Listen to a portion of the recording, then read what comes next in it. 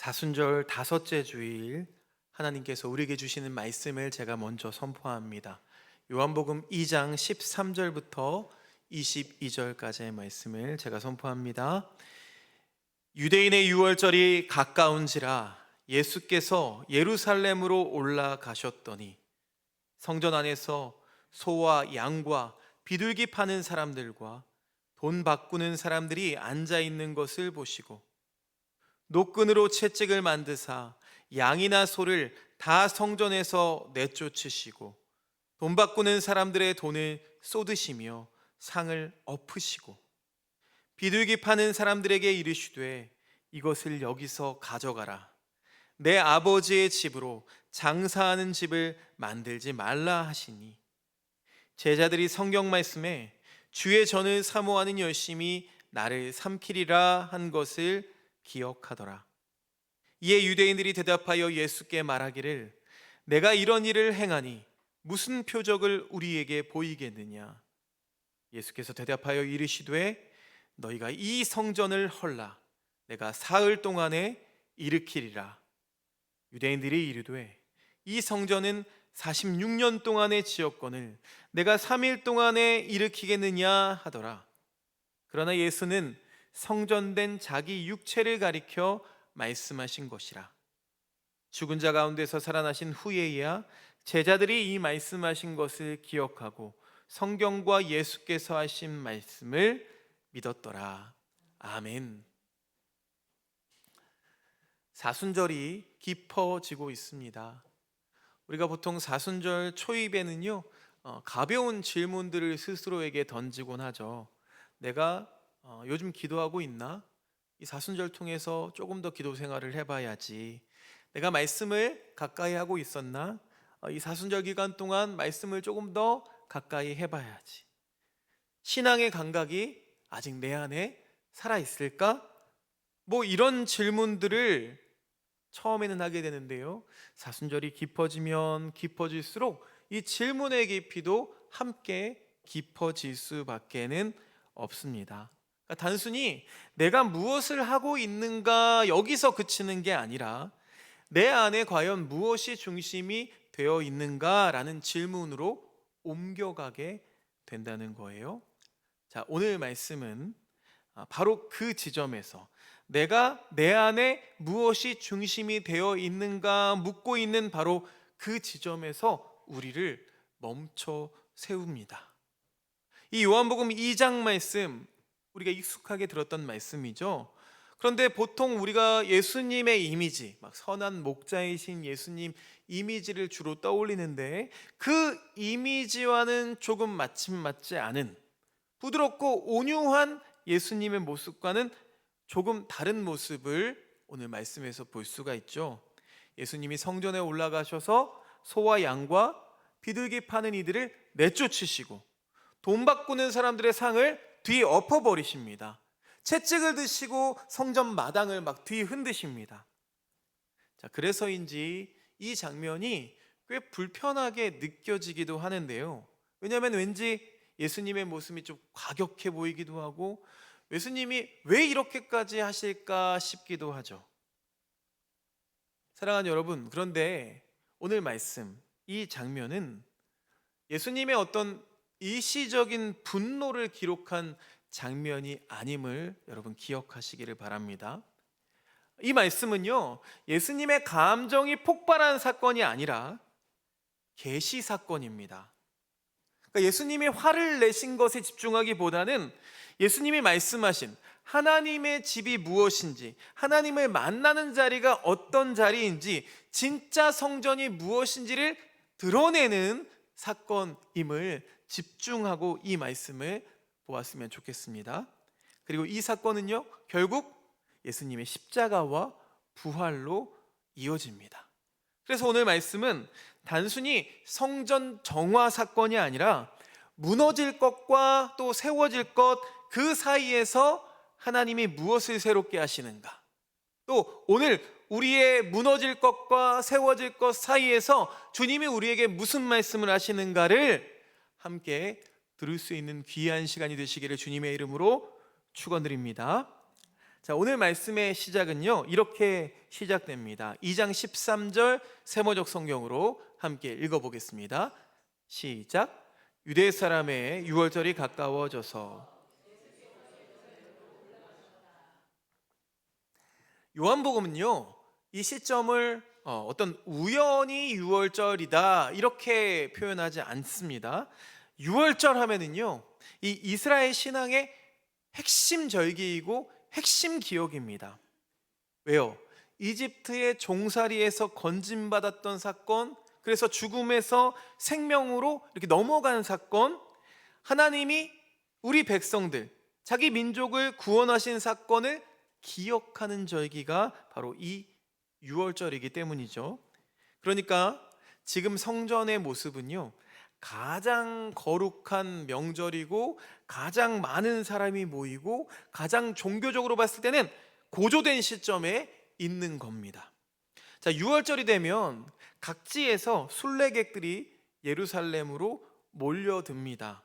멀리 흩어져 살던 이 디아스포라 유대인들도 이날만큼, 이 절기만큼에는 이 예루살렘 성전으로 올라오게 되는데요, 그야말로 성전은 북새통을 이룹니다.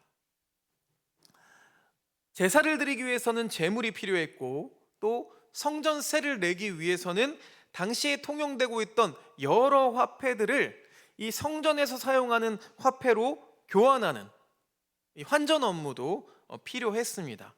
그러니까 이때의 이 모습을 겉으로만 보면은요, 이 성전 바깥들에서 막 분주한 풍경, 이런 풍경이 예상되는데, 자, 이런 풍경들은 어쩌면 꽤나 실용적이고 효율적인 시스템일지도 모르겠습니다. 이걸 얼핏 보면 아주 합리적이죠. 여러분, 그런데 문제는 바로 여기에 있습니다. 우리들의 신앙은 언제나 효율을 좋아하다가 효율을 쫓다가 어느 순간 중심을 잃어버리곤 합니다. 그러니까 처음에는 편의를 위한 장치였을 거예요. 그런데 이게 시간이 지나면서 편의를 위해 만들어낸 이 시스템이, 이 구조가 어느새 신앙 자체를 대신해 버리게 된다는 겁니다. 하나님을 만나기 위해서 만든 제도가 어느 순간 하나님을 가리는 벽이 돼버린다는 거예요. 여러분, 이게 무서운 겁니다. 우리가 팬데믹 기간에 여러분, 우리 교회도 장비를 채워가지고 온라인 중계를 할 수 있도록 만들어 두었죠. 그러다 보니까 어느 순간 예배 못 드리면 온라인 예배 드리면 되지 라는 편의로 옮겨가게 된다는 거예요. 불가피할 때, 정말 불가피할 때 서비스 하던 것들이 점점 나의 편의를 위해서 이용되는 서비스로 바뀌어버리면 본질이 바뀐 겁니다.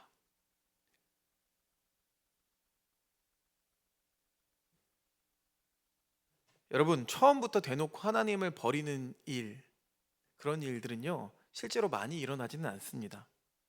대부분은요, 하나님을 내가 버리는 게 아니라 하나님을 둘러싼 것들로 하나님을 가리게 되는 경우가 대부분입니다.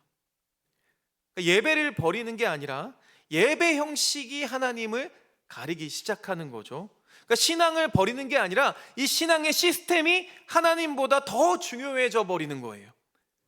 그러니까 성전을 버리는 게 아니라 성전이 하나님을 만나는 자리가 아니라 어떤 거대한 종교 장치가 되어버린다는 겁니다. 예수님이 바로 그 지점을 보신 겁니다. 그래서 예수님이 뒤엎으신 것은 겉으로 보기에는 은전이 있는 상 같지만 상이 아닙니다. 상이 아니라 그 질서였습니다. 말씀을 보겠습니다. 14절과 15절 말씀 함께 세번역 성경으로 읽어보겠습니다. 앞에 그자가 빠졌어요. 함께 읽어보겠습니다. 시작. 그는 성전들에서 소와 양과 비둘기를 파는 사람들과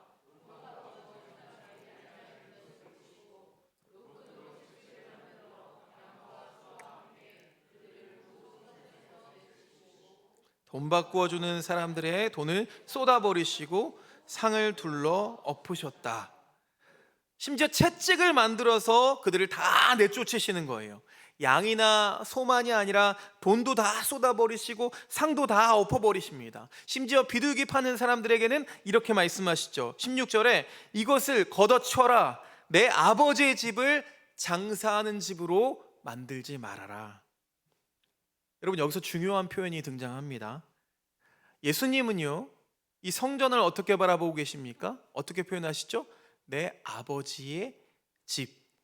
성전이 단순한 종교 시설이 아닌 겁니다. 예수님에게는요, 내 아버지의 집이라고 부르세요. 이 말은 예수님과 하나님과의 관계를 드러낼 뿐만 아니라 동시에 이 성전 본래의 목적을 일깨우는 말입니다.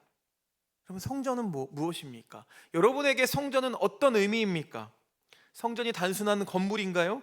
아니죠. 성전이라 함은 하나님이 임재하시는 자리입니다. 하나님과 인간이 만나는 자리예요. 하나님의 거룩하심 앞에 내 자신을 비추어 보는 자리가 성전이라는 자리입니다. 그런데 어떻게 된 거예요? 그 자리가 거래의 자리가 되고 소음이 일어나는 자리가 되고 교환의 자리가 되고 이익의 자리가 되어버린 겁니다. 그러니까 예수님이 뒤엎으셨다는 것은 이 돈 바꾸는 상만을 이야기하는 게 아니죠. 예수님은요, 사실상 하나님 없이도 잘 굴러가고 있는 이 종교 질서 전체를 뒤엎으신 겁니다. 종교는 잘 굴러가고 있었다고요. 아무 문제가 없어 보였다고요. 제가 매주 노래를 만드는 거 아시죠? 여러분, 성전은 무너지네 라는 제목으로 노래를 만들었는데 어떻게 생각해 봤냐면, 예수님이 상을 뒤엎으시는 그 자리에서 그 장면을 바라봤을 때 어떤 마음이 들었을까 생각하면서 가사를 지어봤습니다. 근데 생각해 보세요. 아무 문제가 없는 상황이었다니까요. 제사도 계속 드려지고 있었고 사람들도 막 몰려오고 있었고요. 건물은 되게 거룩해 보였고 시스템은 아주 촘촘하게 잘 돌아가고 있었다고요. 그런데 문제가 뭐예요? 하나님이 거기에서 밀려나 있었다는 겁니다. 여러분, 이게 오늘 우리들에게도 너무 익숙한 풍경 아닌가요? 우리들의 삶을 돌아볼까요? 삶은 잘 돌아가는 것 같아요. 일정대로 계획은 촘촘하고 겉으로 봤을 때는 전혀 문제가 없어 보입니다. 그런데 정작 우리들의 삶에 하나님의 자리는 어디에 계신 걸까요? 전혀 문제 없어 보이는 이 삶을 살다 보니까 하나님과 만나는 자리, 이 기도의 시간은 점점 밀려나고 말씀을 마주하는, 내 모습을 제대로 마주해야 되는 이 자리들은 점점 얇아지고 예배는 어느 순간 기능이 되고 신앙은 그래서 습관만 남고 내 안의 중심, 내 삶의 중심에는 하나님이 아닌 다른 것들로 가득 차 있지는 않습니까?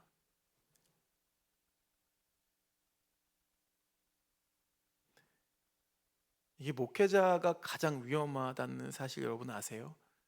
저는 회사에 출근하는 게 아니라 교회에 출근합니다. 그래서 매일매일 하나님 앞에 있는 것 같은 착각을 할 때가 있다는 거죠. 그래서 마치 내 결정과 내 선택이 하나님의 것인 양 착각할 때가 참 많이 있습니다. 그런데 예수님은요, 성전에 들어오셔서 신사적으로 얘기하지 않으십니다. 그러니까 이 사람들한테 좀 조용하십시오, 침묵하십시오 라고 말씀하지도 않으시고요. 이 제도를 조금 더 정비해 봅시다, 뭐 이런 말을 하지도 않으십니다. 어떻게 하시나요? 아예 뒤엎어 버리십니다. 왜요? 어떤 것들은 조금 고쳐서는 안 되는 것들이 있기 때문에 그래요. 어떤 것들은 조금 정리해서는 회복되지 않는 것들이 있기 때문입니다. 완전히 다른 중심으로 다시 세워져야 하기 때문에 예수님이 이렇게 하신 거예요. 자, 그런데 제자들이 예수님의 이 모습을 보고 이런 생각을 하죠. 요한복음 2장 17절 말씀에 주님의 집을 생각하는 열정이 나를 삼킬 것이다. 시편의 말씀을 지금 떠올리고 있는 건데요. 제자들이 지금 뭔가를 착각하고 있습니다. 시편 69편 9절 말씀 보면 주의 집을 위하는 열성이 나를 삼키고, 열심이라는 단어가 똑같이 나오는데요. 여기서 나오는 열심, 그러니까 시편 말씀 그대로의 열심이라는 말은 단순히 어떤 의욕적, 성격적 열정 이런 걸 말하는 게 아닙니다. 의욕적이고 성격적 열정이 아니라 하나님의 거룩하심과 영광을 향한 질투하는 마음, 그러니까 질투하는 사랑, 그러니까 왜곡된 이 예배를 더 이상 두고 보지 못하는 거룩한 열망을 의미합니다. 그도 그럴 것이, 여러분, 참된 사랑은 무관심하지 않는 법이죠. 정말로 사랑하면 망가지는 것을 그대로 두지 않습니다. 정말 사랑하면요, 왜곡된 것을 그냥 넘어가지 않습니다. 그래서 예수님의 행동은 마치 보이기에는 분노 같아 보였지만 사실은 하나님의 집을 향한 사랑의 표현이셨습니다. 그런데 그 사랑은 온유하기만 한 사랑이 아니라 거짓을 걷어내고 본질을 회복시키려는 사랑입니다. 여러분, 우리가 종종 온유라는 말을 오해하곤 하는데요. 여러분, 온유라는 말은요, 아무 말도 하지 않는 게 온유가 아닙니다. 여러분, 온유가 갈등을 피하는 게 온유가 아니에요. 성경적 온유라는 말은 하나님의 중심을 잃지 않은 채 하나님의 뜻을 위해 서 있는 것을 온유라고 말합니다. 그러니까 예수님은 어찌 보면 그날 가장 온유한 방식으로 그 세파에 순응하지 않으시고 가장 거룩한 방식으로 그 모든 질서를 뒤엎으셨습니다. 자, 이제 말씀은 훨씬 깊은 데로 우리들을 안내합니다. 자, 이 모습을 보고 유대인들이 예수님께 이렇게 묻습니다. 18절 말씀 보니까요, 당신이 이런 일을 하다니 무슨 표징을 우리에게 보여주겠소? 쉽게 말하면 이런 거예요. 당신이 이런 일을 할 만한 권한이 있다는 것을 무엇으로 증명할 겁니까? 이런 말입니다. 자, 그러자 예수님이 이렇게 대답하시죠. 함께 읽어보겠습니다. 19절 말씀, 2장 19절 시작. 이 성전을 허물어라. 여러분, 이 말씀이 당시의 사람들에게 얼마나 충격적일까요? 왜냐하면 당시의 성전이라고 하면 단순한 종교 건물만이 아니기 때문이에요. 자신들의 역사, 정체성, 자부심, 그리고 하나님의 임재에 대한 모든 상징들이 그 안에 다 걸려 있었기 때문입니다. 그러니까 사람들은 어떻게 반응할까요? 즉시 이렇게 반응하죠. 20절 말씀 보니까 이 성전을 짓는 데에 46회나 걸렸는데 이것을 사흘 만에 세우겠다고요? 여러분, 이들은 성전을 무엇으로 생각하고 있나요? 그냥 보이는 그대로 생각하고 있습니다. 돌과 기둥과 뜰과 문을 성전이라고 생각하고 있는 거예요. 그런데 요한은 이 뒤에 친절하게 설명을 붙여줍니다. 21절 말씀 우리 같이 한 목소리로 읽어보겠습니다. 시작. 그러나 예수께서 성전이라고 하신 것은 자기 몸을 두고 하신 말씀이었다. 아멘. 요한복음 2장에서 벌써 요한복음을 읽는데 처음에도 마음이 두근거리긴 하지만 이 2장 말씀을 읽을 때 이 부분에서 심장이 다시 뛰기 시작합니다. 예수님이 말씀하시는 거예요. 진짜 성전은 건물이 아니라 나다. 여러분, 이게 엄청난 선언입니다.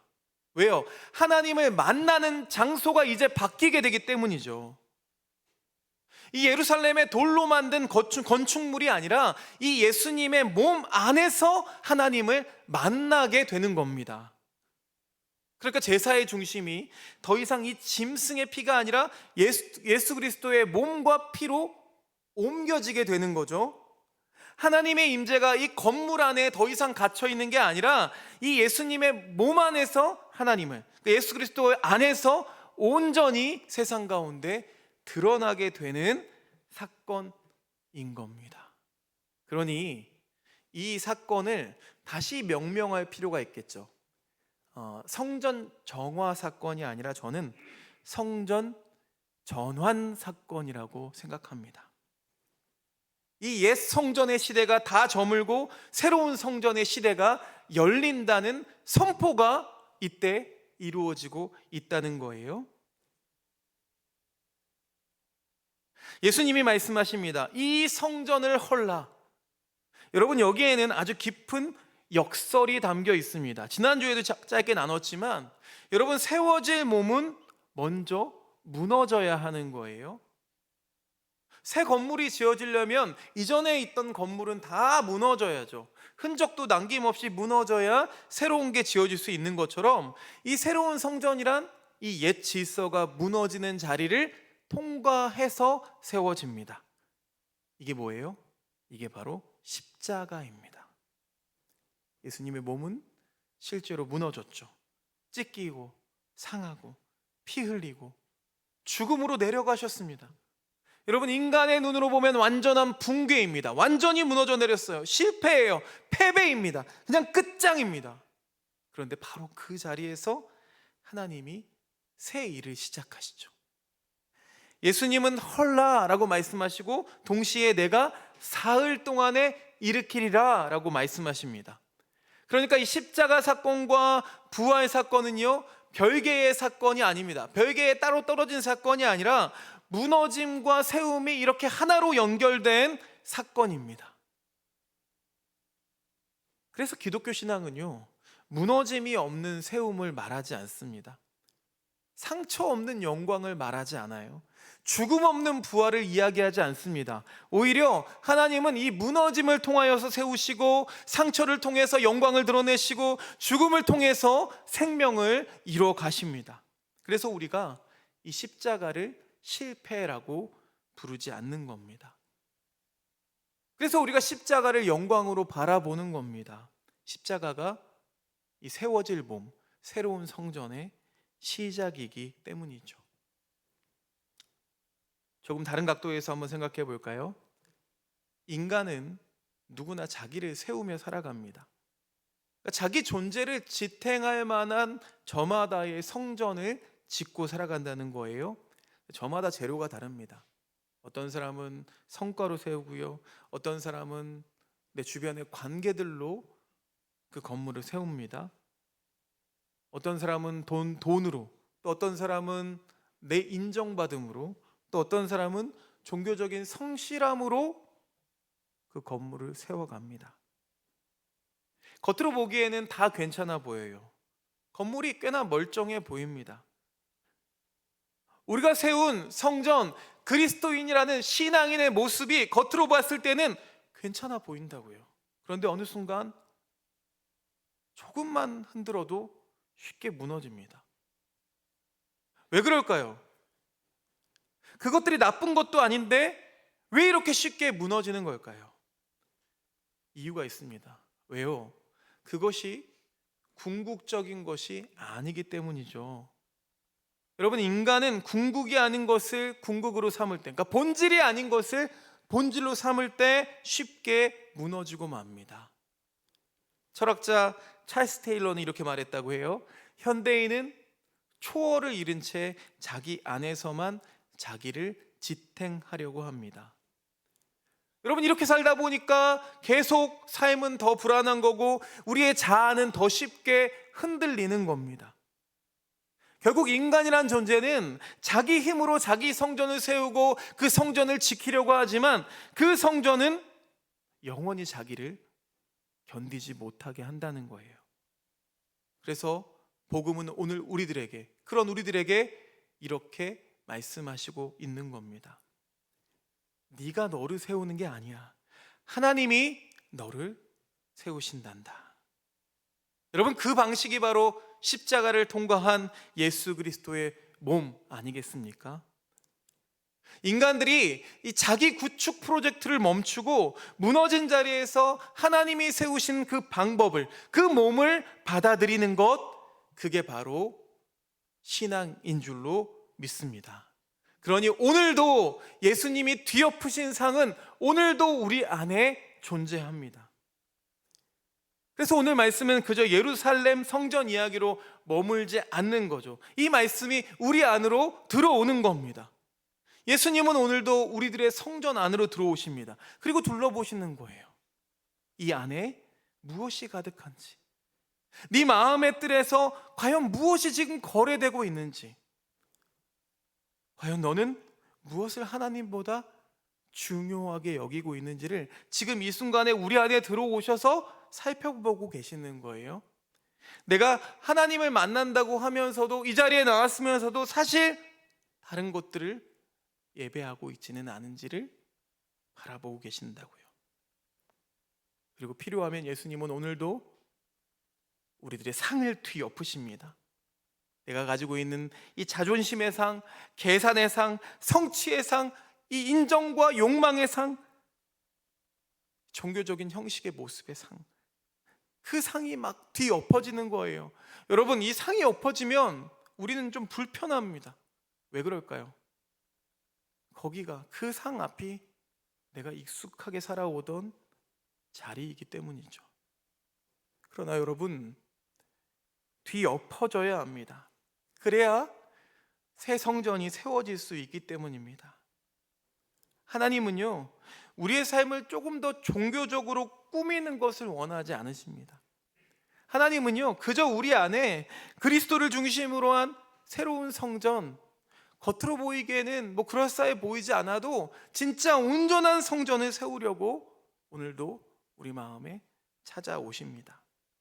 그러니 오늘 말씀, 이 성전을 헐라라는 명령은요, 우리에게 파괴 명령이 아니라 구원의 선포인 겁니다. 그러니 이 말씀을 오해하지 않으셨으면 좋겠습니다. 예수님이 그 구원 선언을 함께 들으셨으면 좋겠습니다. 여러분, 어떤 것은 무너져야 삽니다. 어떤 것은 비워져야 채워집니다. 또 어떤 것은 내려놓아야 비로소 제 자리를 찾습니다. 이게 우리에게 주신 이 사순절의 영성 아니겠습니까? 다시 말씀드리지만 이 사순절은 뭔가를 더 쌓는 시간이 아닙니다. 우리 교회도 뭐 특별 기도회를 드린다고 하지만 여러분에게 강제성을 부여하고 싶지 않습니다. 강제로 나와서 앉아 있으면서 그 자리에 참석한 걸로 나의 성전을 쌓지 않으셨으면 좋겠습니다. 이 사순절은 오히려 내 안에 너무 많이 자리 잡고 있던 것들을 보면서 주님 앞에 내려놓는, 정리하는 그런 시간입니다. 주님 없이도 잘 굴러가고 있는 내 종교성, 내 효율, 내 자아 중심을 주님 앞에 내려놓는 시간이 이 사순절이 되었으면 좋겠습니다. 그리고 그렇게 비워낸 자리에 예수 그리스도가 성전으로 다시 서게 하는 그런 시간이 되셨으면 좋겠습니다. 오늘 말씀, 마지막 말씀을 다시 한번 보겠습니다. 2장 22절 세번역 성경으로 함께 읽어보겠습니다. 시작. 제자들은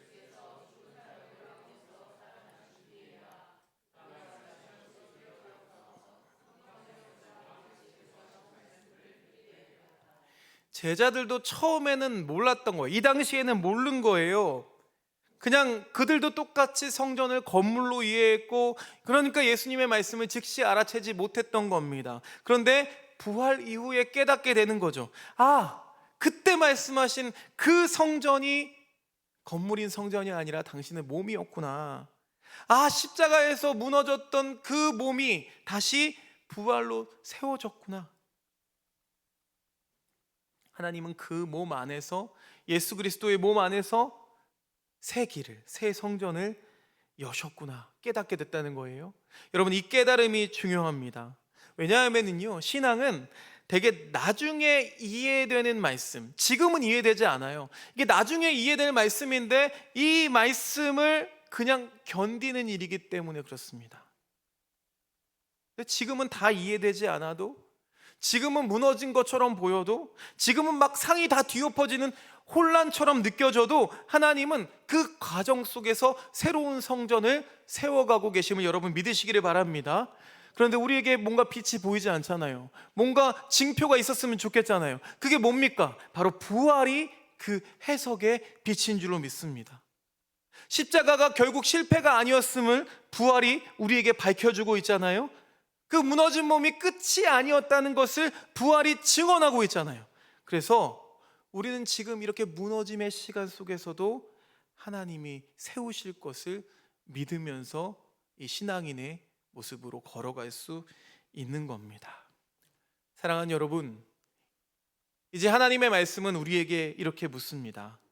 너는 무엇의 성전으로 삼고 살아가고 있느냐?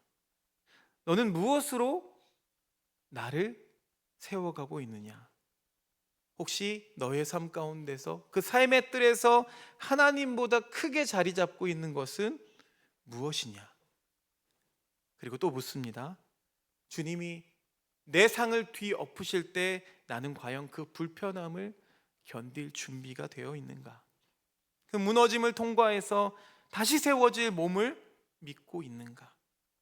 십자가를 실패가 아닌 하나님의 재건 선언으로 믿고 있는가?